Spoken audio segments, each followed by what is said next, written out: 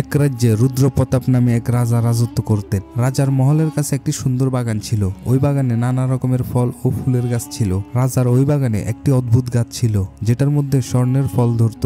রাজা রুদ্রপ্রতাপ এই গাছের সুরক্ষার জন্য অনেক সিপাহী নিয়োগ দিয়েছিলেন যাতে ওই ফলগুলো কেউ চুরি করে না নিয়ে যেতে পারে। বাগানের মালিক সবসময় গাছের যত্ন নিত।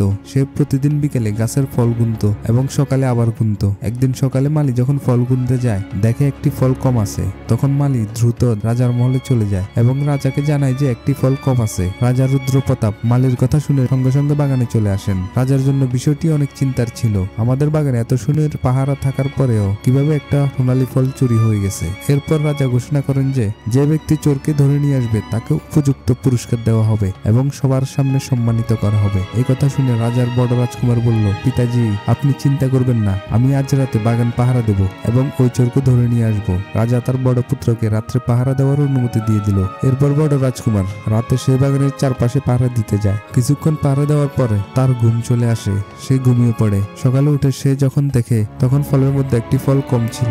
রাজা রুদ্রপ্রতাপ দেখে যে তার বড় ছেলে সোনার গাছের ফল রক্ষা করতে ব্যর্থ হয়েছে। রাতে পাহারা দেওয়ার পরেও ফল চুরি হয়ে গেছে। পরের দিন রাজার দ্বিতীয় ছেলে বলে, আমি আজ রাতে গাছের নিরাপত্তা দেব এবং দেখব কে ফল চুরি করে। তখন রাজা তাকে অনুমতি দিয়ে দেয়। এরপর রাজার দ্বিতীয় পুত্র সেই গাছটি পাহারা দিতে চলে যায়। পুরো রাত পাহারা দেয় কিন্তু ভোর রাতে সে ঘুমিয়ে পড়ে। সকালে সে উঠে দেখে যে আরো একটি ফল চুরি হয়ে গেছে। এটা শুনে রাজা এবং তার সমস্ত দরবার খুবই চিন্তিত হয়ে পড়ে। সবাই এ নিয়ে আলোচনা করতে থাকে এবং নিরাশ হয়ে যায়। তখন রাজার সবচেয়ে ছোট পুত্র আসে এবং বলতে শুরু করে, পিতাজি আজ রাতে আমাকে পাহারা দেওয়ার অনুমতি দেওয়া হোক। আমি সেই গাছের রক্ষা করতে চাই এবং দেখতে চাই যে কে চোরটা। আমি আপনাকে প্রতিশ্রুতি দিচ্ছি যে আজ রাত পাহারা দিব এবং চোরটাকে ধরে এনে দেব আপনাকে। রাজা তার ছোট ছেলেকে নিয়ে প্রায় রেগে থাকতেন কারণ তিনি তাকে সবচাইতে দুর্বল ভাবতেন। তখন রাজা তার ছোট ছেলেকে বলছিল, যখন তোমার দুই ভাই ব্যর্থ হয়েছে তুমি কি করতে পারবে? আচ্ছা তুমি এখান থেকে চলে যাও, তোমার কাজ করো, তোমার দ্বারা এই কাজ হবে না। কিন্তু রাজার সবচেয়ে ছোট রাজপুত্র এতে একমত হয় না। সে আবার বলে, বাবা আমাকে একটা সুযোগ দিন। বারবার অনুরোধ করার পরে রাজা তাকে পাহারা দেওয়ার অনুমতি দেয় এবং ছোট রাজকুমার বাগানের সুরক্ষার জন্য পৌঁছে যায়। রাতের বেলা সে বাগান পাহারা দিতে থাকে। সে ভাবতে থাকে আজ রাতে কোনোভাবে আমি ঘুমাবো না এবং আজ রাত চোরকে ধরে রাজার সামনে উপস্থাপন করব। রাজকুমার সেই গাছের দিকে নজর রাখতে থাকে। ভোর রাতে সে দেখে একটি সোনালী তোতা উড়ে এসে বাগানে বসে পড়ে। রাজকুমারকে দেখে সোনালী তোতা একটি ফলকে তার ঠোঁটে শক্ত করে ধরার পর সেখান থেকে উড়াল দিল। রাজকুমার আগের থেকে সতর্ক ছিল। সে তার ধনুকে তীর লাগায় এবং তোতাকে লক্ষ্য করে তীর ছুড়ে। কিন্তু তোতা খুবই চাতুর ছিল। তিনবার রাজকুমার তার তীর থেকে তীর ছুড়ে তবুও তিনবারই তোতা পালিয়ে যায়। কিন্তু একটি তীরে তোতার একটি পলক ছিঁড়ে যায়। রাজকুমার সেই পলক তুলে নেয় এবং সকালে গিয়ে সমস্ত ঘটনা রাজাকে জানায়। সোনালী পলকটি দেখে রাজা খুবই খুশি হয়। সে অবাক হয়ে যায় এবং সেই পাখির পলক হাতে নিয়ে বারবার দেখে এবং বলে, বেটা যখন এই পলক এত সুন্দর তাহলে এই পাখিটি না কত সুন্দর। এমন একটি পাখি আমাদের রাজমহলে থাকা উচিত। সত্যি বলতে আমাদের রাজমহলে এই সোনালী তোতাটি আরো সুন্দর লাগবে। রাজা তৎক্ষণাৎ তার ইচ্ছে প্রকাশ করলেন এবং বললেন, বেটা আমি চাই যে কেউ সেই তোতাটি ধরে আনুক। তখন তার বড় ছেলে প্রথমে এই কাজের জন্য এগিয়ে আসে, বলে, পিতাজি আমাকে অনুমতি দিন, আমি সেই তোতাটিকে খুঁজে এনে আপনার কাছে নিয়ে আসবো। তখন রাজা তার বড় ছেলেকে অনুমতি দেয়। বড় ছেলে সেই সোনালী তোতাকে খুঁজতে জঙ্গলে চলে যায়। জঙ্গলে পৌঁছে বড় রাজকুমার দেখে একটি গাছের নিচে একটি হরিণ বিশ্রাম নিচ্ছে। রাজকুমার ওই হরিণটিকে দেখেই নিজের ধনুকের তীর তুলে নেয় এবং তীরটি ছুটতে যাচ্ছিল। হঠাৎ সেই হরিণটি কথা বলতে শুরু করে। হরিণটি বলে, রাজকুমার আমাকে মারবেন না, আমি জানি আপনি সোনালী তোতার খোঁজে এখানে এসেছেন এবং যদি আমার কথা শুনেন তাহলে আমি আপনাকে পথ দেখাতে পারি। রাজকুমার তার তীরটি ছুড়ে না এবং হরিণকে বলতে শুরু করে যে তুমি আমাকে ওই সোনালী তোতার ঠিকানা বললে আমি তোমাকে ছেড়ে দেব। তখন হরিণ বলে, রাজকুমার তুমি এখান থেকে সোজা চলে যাও। কিছু দূর যাওয়ার পর তুমি একটি গুহা দেখতে পাবে যা দারুণভাবে সাজানো থাকবে। তুমি সেই গুহা যেও না এবং একটু সামনে গেলে আরেকটি গুহা দেখবে, সেটা পুরনো ঝোপঝাড়ে ভর্তি থাকবে। তুমি সেই পুরনো গুহায় ঢুকে পড়ো, ভিতরে গেলে তুমি তোমার লক্ষ্যে পৌঁছে যাবে। তখন রাজকুমার বলে, তুমি আমাকে বিভ্রান্ত করতে চাইছো চালাক হরিণ? তুমি আমাকে বোকা বানাতে পারবে না। আমি তোমার কথা বিশ্বাস করি না। আমাকে তোমার পরামর্শ দেওয়ার দরকার নেই। এরপর রাজকুমার হরিণকে তীর ছুটে দেয় কিন্তু হরিণ পালিয়ে যায়। বড় রাজকুমার তার যাত্রা চালিয়ে যেতে থাকে এবং সে সামনে গিয়ে দেখে আসলে দুটো গুহা ছিল।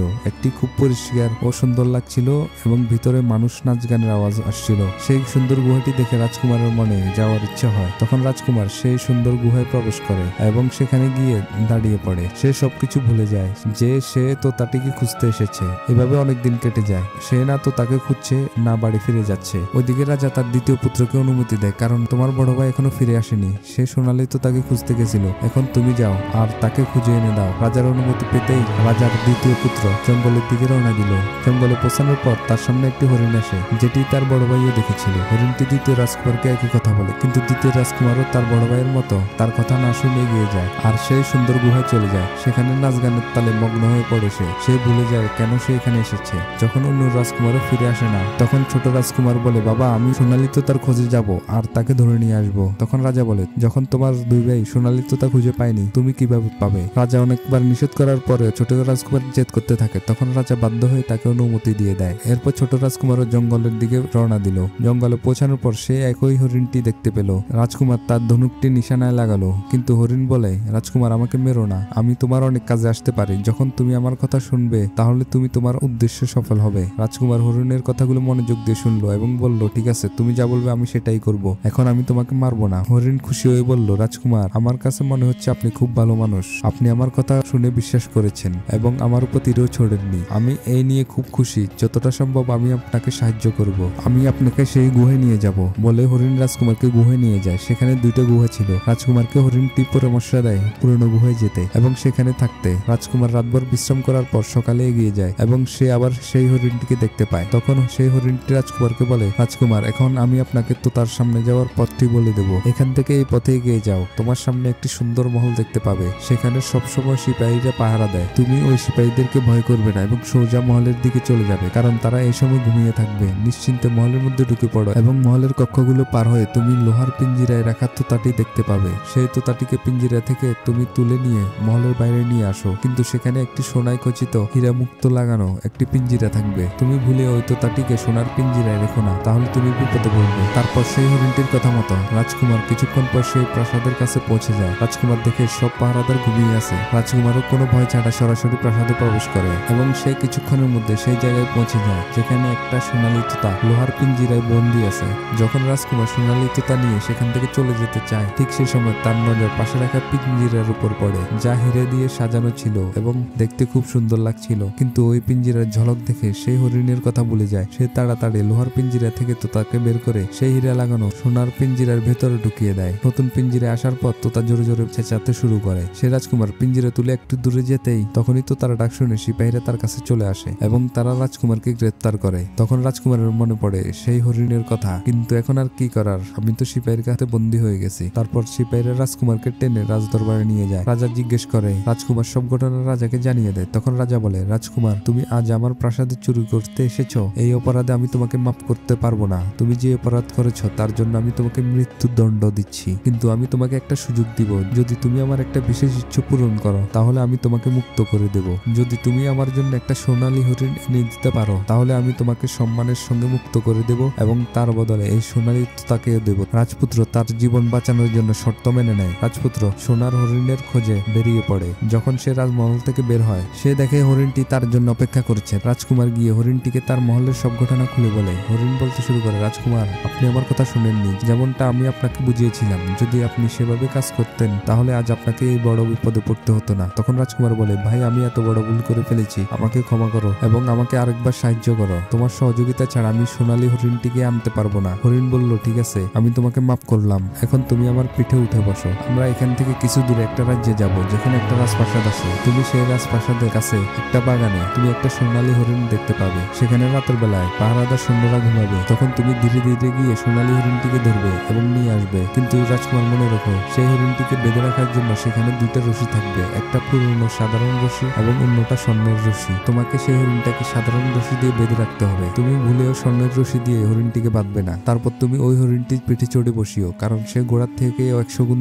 জোরে দৌড়ায়। এটা শুনে রাজকুমার বলে, ভাই আমি একবার ভুল করেছি, এবার আর ভুল করব না। কিছু দূর আসার পরে তারা তাদের গন্তব্যে পৌঁছে যায় এবং হরিণটি তাকে নামিয়ে দেয়। রাজকুমার তখন বাগানের মধ্যে ঢুকে পড়ে। সে দেখে সকল পাহারাদার ঘুমিয়ে পড়েছে। তারপর সে কিছুক্ষণ পরে হরিণটিকে দেখতে পায়। তখন রাজকুমারের দৃষ্টি একটি কোনায় পড়ে থাকা একটি সোনালী রশির দিকে যায় যেখানে হিরো ও মুক্ত ঝলমল করছে, আর তার পাশে একটি পুরনো সাধারণ রশি পড়েছিল। সে তার বন্ধু হরিণের কথা ভুলে যায় এবং এত সুন্দর সোনালী হরিণকে সাধারণ রশিতে বাঁধা উচিত হবে না মনে করে। রাজকুমার তখন সোনালী রশির ঝলমলে হারিয়ে যায়। সে সাধারণ রশিটি ছেড়ে দিয়ে সোনালী রশিটি তুলে নেয় আর সেই সোনালী রশি দিয়ে হরিণটিকে বাঁধতে এগিয়ে যায়। তখন সোনালী হরিণটি জোরে চিৎকার করতে থাকে। হরিণের চিৎকার শুনে সৈন্যরা উঠে পড়ে এবং রাজকুমারকে বন্দী করে ফেলে। সৈন্যরা রাজকুমারকে বেঁধে রাজার সামনে নিয়ে আসে। রাজা রাজকুমারের পুরো কাহিনী শুনে তাকে বলে, রাজকুমার তুমি সোনালী হরিণটি হরিণটি চুরি করার চেষ্টা করেছো, তাই আমি তোমাকে ফাঁসির সাজা দিচ্ছি। কিন্তু রাজকুমার, তুমি যদি আমার একটা কাজ সম্পূর্ণ করে দাও তাহলে আমি তোমাকে মাফ করে দিব। এরপর রাজা বলে, এখান থেকে একটু দূরে একটি সুন্দর